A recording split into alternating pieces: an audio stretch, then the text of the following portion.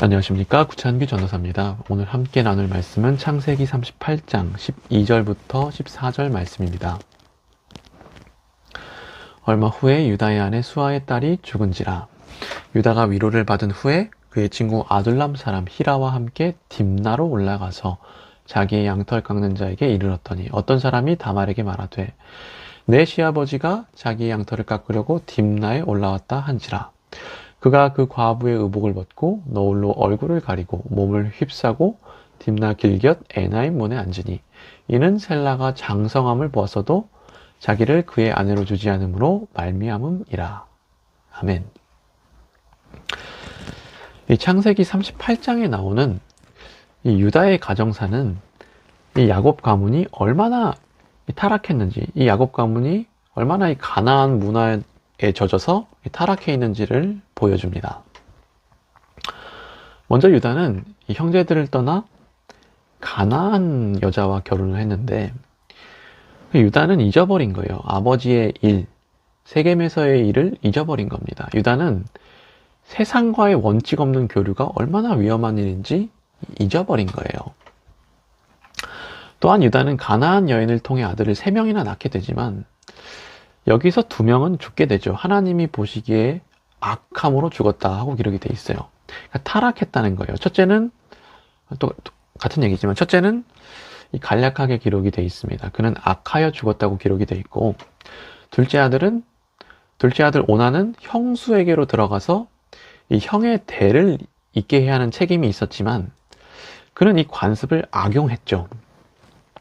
네. 그리고 이 일도 하나님 앞에서 악했기 때문에 하나님은 이 둘째 아들도 죽이셨어요. 그리고 그 다음으로는 이번에는 유다가 범죄를 하는데요. 유다는 셋째 아들도 잃어버릴 것 같아서 이 며느리에게 거짓말을 하죠. 너는 내 아버지 집에 돌아가 내 아들 셀라가 장성하기를 기다리라. 그러니까 그는 의무를 이행할 생각을 가지지 않고 이 다말을 그냥 고향으로 보냅니다. 그리고 오늘 말씀을 보면 시간이 얼마 지난 후 이 다말이 극단적인 행동을 취하죠. 그녀는 시아버지가 딥나로 왔다는 소식을 듣고 이 창녀로 위장을 해요. 창녀로 위장을 하고 이 시아버지와 동침을 합니다. 유다가 다말에게 아들을 내어주지 않았기 때문이죠.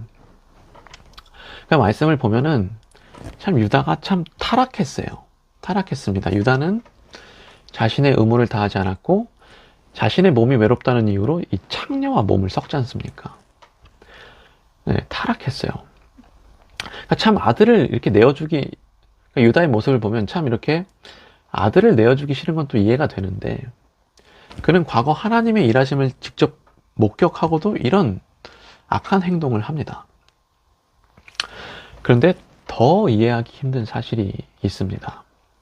하나님은 이 일을 선하게 이끌어 가신다는 거예요. 결국에 선하게 인도하십니다.